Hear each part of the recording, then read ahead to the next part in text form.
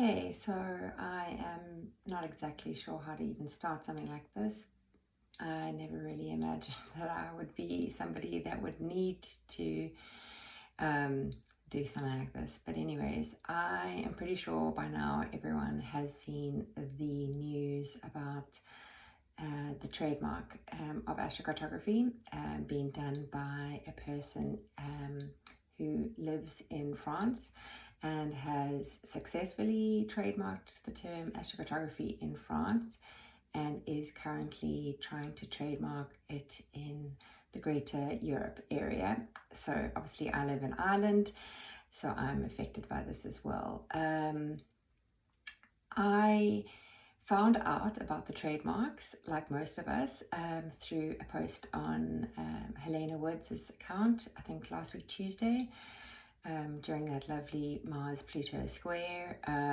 She posted a note that a student of hers had trademarked the term and was writing cease and desist letters and telling people in France that they're not allowed to use the term astrocartography anymore, that she owns the rights to it. I read that post and my heart sank because I knew instantly who that person was, because I know that person. So I guess to give background, I've studied through Kepler College since 2024. I am one of the first 5 astromapping graduates at Kepler College. I'm very proud of that fact. I started at Kepler doing a 10-week course with some people. We were basically the class that really expanded the whole astromapping certificate at Kepler College. It was a really exciting time. I have gotten to work with and learn from so many wonderful astrocartographers through the Kepler College course. I am fully a supporter of Kepler College and the work that they're doing. Anyways, I met this woman through one of the classes, and we immediately kicked it off. We're both expats. She's from America, I'm from South Africa. We are both living in Europe. She actually has some experience in Ireland and, of living in Ireland. And we just kind of really were sharing loads of information with each other about astrocartography. If you have spoken to anyone in the astrocartography world, you'll know we are like super passionate about this stuff. We are always asking questions about, where do you live? Oh, do you know what line you're living on? Oh, interesting. This is what's currently happening in transit. I wonder if this is affecting you in your locality. We are always kind of talking about astrocartography. In these classes, I've shared my birth chart. I have shared my own experience, and I have had so many of my friends, I would class them as friends, support me in understanding my own natal chart and why I live on certain lines. And I think I've grown more as an astrocartographer because of these classes that I've taken. Going back to the fact that we met at Kepler, she was actually doing a class with Helena Woods at the time. She was actually telling me about how amazing the class was and, how much she was learning and how, Helena's got this beautiful Leo spirit about her. And look, I have most of my best friends are Leos. I'm an Aquarius. I think that polarity of those two types of personalities really they actually work really well. She did the certification with Helena Woods, and I told her I was going to continue with Kepler because I wanted to do the Continuum certification. If you don't know what the Continuum certification is, I didn't really know it either. It is the original foundation that Jim Lewis created as part of Jim Lewis's legacy. He is the person who trademarked astrocartography in the beginning. He came up with the idea of astrocartography and but it wasn't really like astrolocality, relocation charts, and all of that sort of stuff had been going on way before Jim Lewis's time. So I think that needs to be cleared up as well. Is that Jim Lewis was he spearheaded the campaign for astrocartography and cyclocartography, and he kind of developed the system and everything. And I apologize if I'm not getting that right, but that's kind of my understanding of that. So Continuum is the association that still conducts the certification, where you can write to them, apply for the exam, take the exam, and it is marked by people that either were friends of Jim Lewis or are certified themselves. And that association is still going quite strong in America. When I first learnt about it, I kind of didn't understand why, the website was a little bit clunky, and, there was it was kind of hard to read and everything. But really, it's made like that because it's really kind of just encapsulating the spirit of Jim Lewis and the legacy of Jim Lewis, and trying to really kind of honor that. And the certification, the exam, it's taken twice a year, to my knowledge. Summer and winter solstices is kind of when they release it. You do have to have shown that you've done some sort of training on astrocartography to be able to do the exam. There is a cost associated, which is in consideration of how much I've actually spent on astrocartography and learning astrocartography is quite minimal, but there is a cost to apply for the exam. You write the exam, and the person that organizes it arranges to get it marked, and you receive a certificate. That certificate is back there. I did mine last year, and that was basically after over 80 hours of astrocartography study through Kepler College that I was able to do that. I have been an astrocartographer for a lot longer. I started this business in 2021, and I have been learning astrocartography earlier than that. So I have been doing astrocartography readings for years now.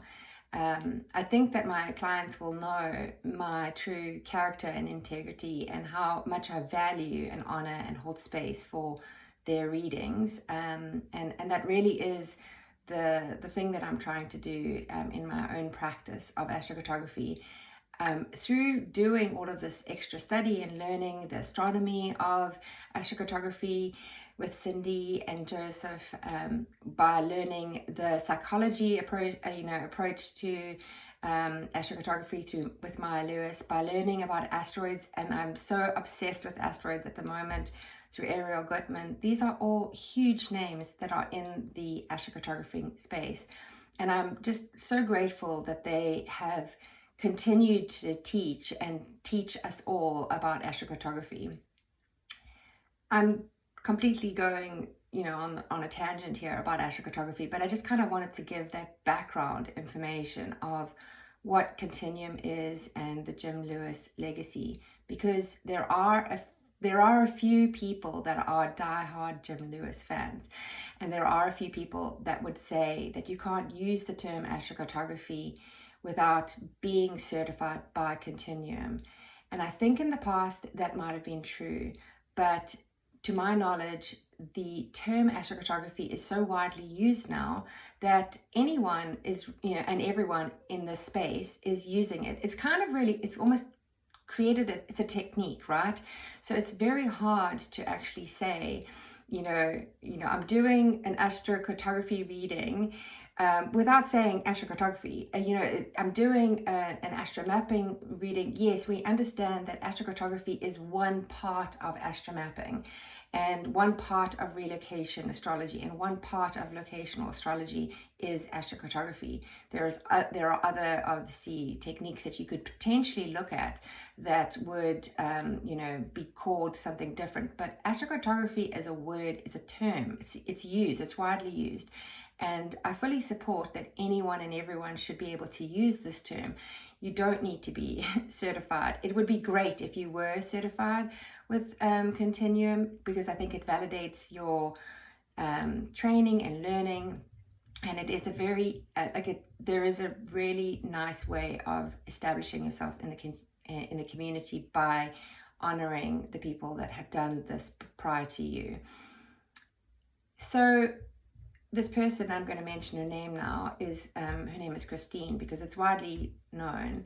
She has done 2 courses, 2 certifications. She's done the continuing exam and passed it with me, the same, she did it last year.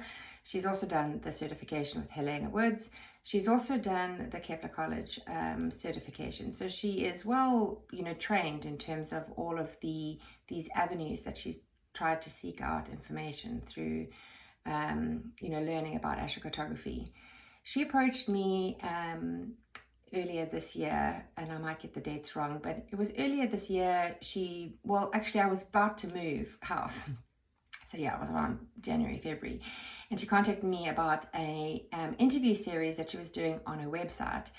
And she basically told me that, she was trying to support astrocartographers in Europe. And because we had established a rapport and a relationship, a friendship, that I thought, after, several years of talking to her about different things, I really loved the idea that she was doing this blog series on different astrocartographers, and she was going about it in a way that felt really supportive and collaborative. So I said, yes, of course, who doesn't want to take an interview and share, your knowledge about astrocartography? So we did a few emails back and forth about this blog series, and I am on her astrocartography.fr website as part of that interview series. Then she sent an email in early March, which was basically almost like, we're doing this, girls, we have to do this, to me and another student, and actually 2 other students, and asked us if we wanted to be part of an association that would support and collaborate and network with other astrocartographers that were based in Europe. The understanding that I had of that first initial conversation was that, Continuum is a website that is based in America, although the Continuum website has loads of people from all over the world that have done the certification. Most of them are American based. And that, we wanted to kind of do something that was similar, not the same as Continuum, that we wanted to support astrocartography by pulling together all of the astrocartographers that we knew of in this space in Europe.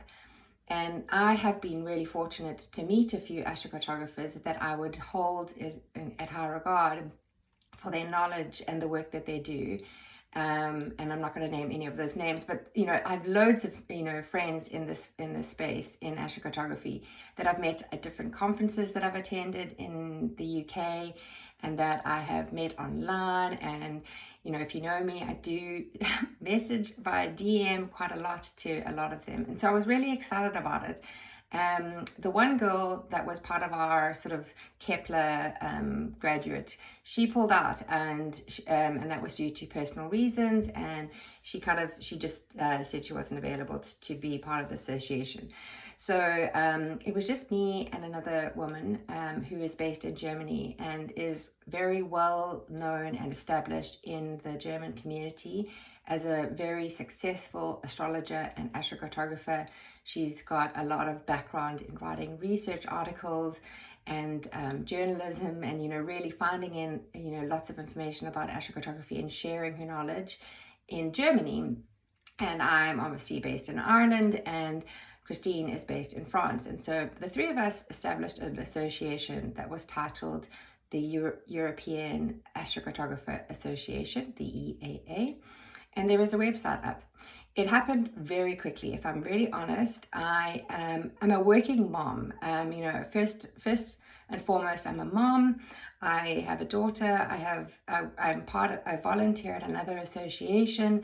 I also do a lot of client readings one-on-one, but my time is quite limited. And so I was kind of concerned that I was going to be joining another association that in my mind was non-profit. I wasn't going to make any money off this, but I was going to volunteer my time. And I I did it because I thought the collaboration and the networking and the connecting with other astrocartographers was hugely important and was kind of missing in Europe. There's not a lot of us, and we could really join together and kind of connect a lot more. If you've gone and attended, various astrological conferences, there are very few of them that are focused on astrocartography. I was really excited to see that there is one happening. Keenan is doing some presenting at the AA conference this year in astrology, for astrocartography. Last year I attended the conference and nothing was mentioned about astrocartography. So it's not well known in that space. And so I'm really excited about it growing in popularity here in Europe. So I joined the association. We had 2 meetings. The first one was to basically introduce ourselves, get a vibe check, decide on when we were going to launch the EAA. Christine was spearheading this because she's based in France, and she had said that she would do all of the sort of heavy lifting of establishing the association as a non-profit in France. And she also so she was going to do all the paperwork, and I was going to do the secretary work, which was making the minutes of the meetings. We only had 2, so it wasn't too much work. And I was going to contact some of the European-based astrocartographers, and I was going to contact them and see if they would be interested in joining us. I didn't actually get around to doing that, but that was my initial task. Anne was going to be the vice president of the association, and she actually was going to write several articles, one of which I think is actually up there already. She's does a lot. She has a lot of content, a lot of research, a lot of knowledge in this space, and so she was going to write a few articles and then also contact a few of her contacts about the association. After that first initial meeting, both Anne and myself had doubts on the electional of the association. Wasn't particularly great, but Christine was really excited and wanted to get it up straight away. So we did that. And that happened in March, and we had our second meeting in early May because we just wanted to kind of just have a chat. And in that meeting, we discussed honorary members. These would be members that we would just kind of pull into the association, make mention of, show gratitude towards their contribution to astrocartography and in this space. And those people that we had kind of listed were basically contacts that we knew of that were either based in Europe or had a heavy contribution to make in this space. And Robert Curry was one of them, and Karen McCauley was another. And I believe we were going to contact a few more people that were based in Europe that were Continuum certified and direct contacts or had a direct relationship to Jim Lewis as a way to honor them and really just kind of like have their support.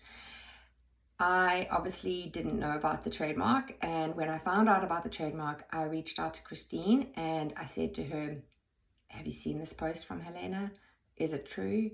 What's going on? She hasn't replied. I've sent her 3 emails about this.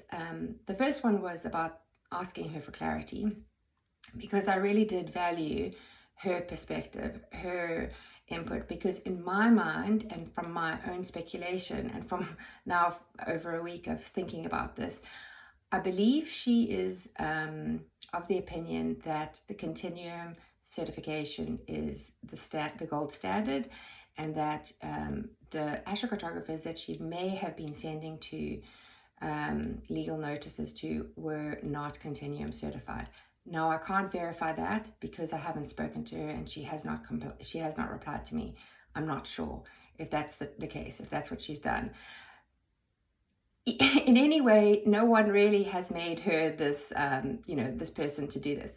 She has trademarked it. I can see online through the help of my husband, actually, I was able to kind of find the trademarks and see that she did apply for these trademarks last year. The French one is approved. It was applied in July last year and it's approved. The European one was applied for in December, and from the website it looks like it's still pending. So I think there is a chance for us to stop that one. Then I have contacted a few people offline because, like I said, I was trying to get the clarity from her. I wanted to hear her perspective because I know her as a person, and we can all make mistakes, right? We're human, and I feel like from my point of view, I wanted to know the truth before I made an assessment as to her true intentions. And because I haven't heard from her and she has not honored my request of removing myself from the association, because once I found out about this, I kind of replied to her. That was one of my second emails to her was, you know, I really don't want, I'm not in the business of policing people. I'm not in the business of controlling people based on some sort of certification. If that's the intention, then I don't really want to be a part of that association. I don't believe that that association is what I thought it was going to be, which was community spirit, collaboration, networking, and supporting others. That doesn't feel very supportive if you're isolating people that based on their education levels.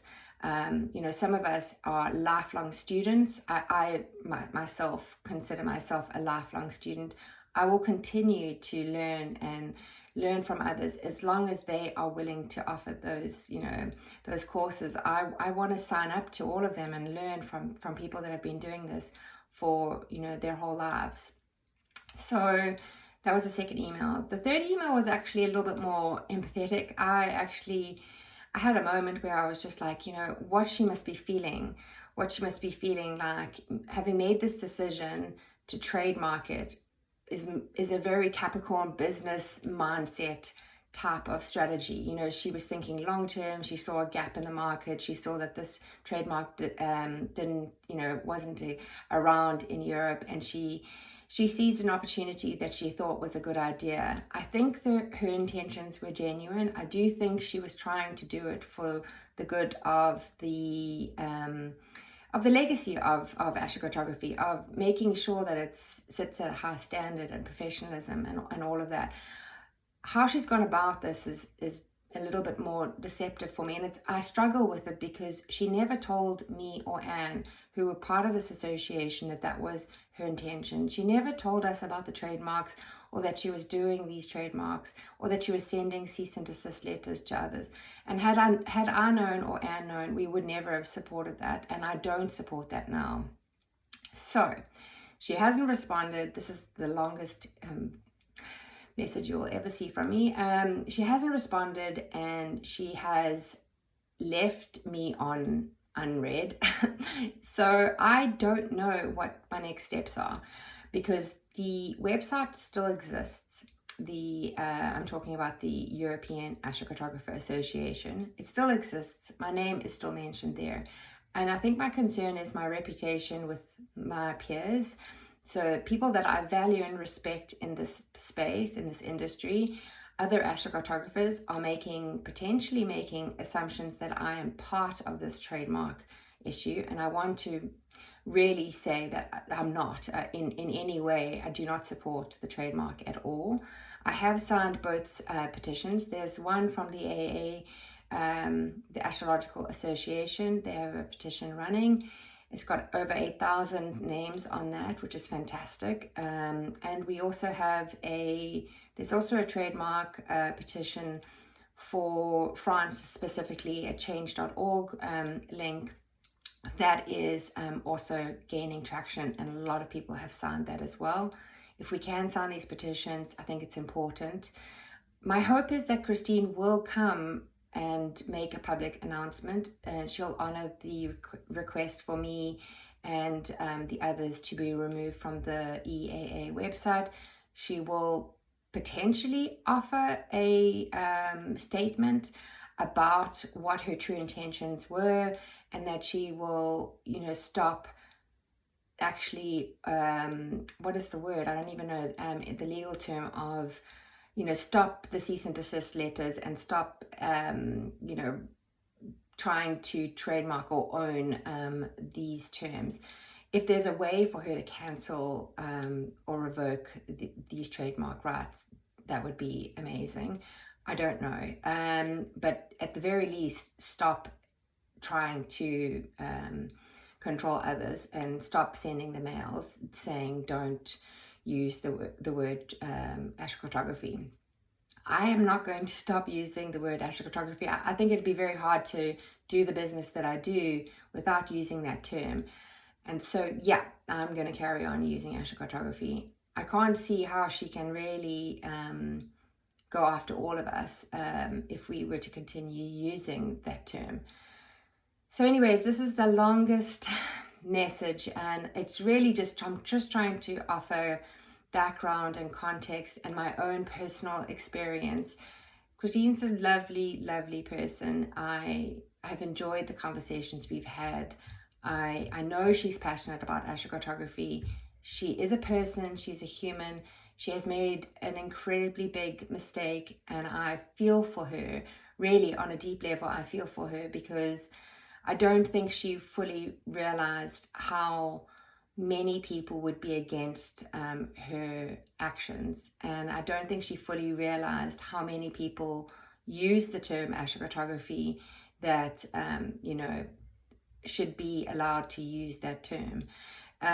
So yeah, I think that,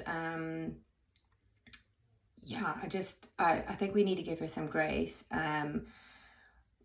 So long as she doesn't actually action these trademarks, I think we should, as a community, realize that you can make a mistake, and we've told her to stop, and so at the very least, I really hope she honors that. And yeah, I suppose I'm doing this video. If you've gotten this far, I appreciate you, because there have been people that have seen my name and made assumptions and not reached out to me directly.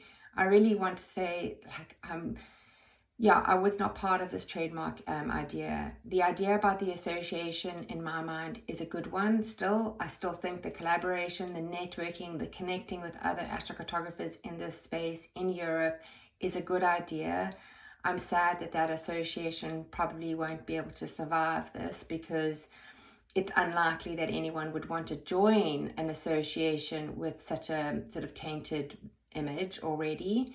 But yeah, I do really hope that this gets resolved, and that we can carry on doing the good work of astrocartography.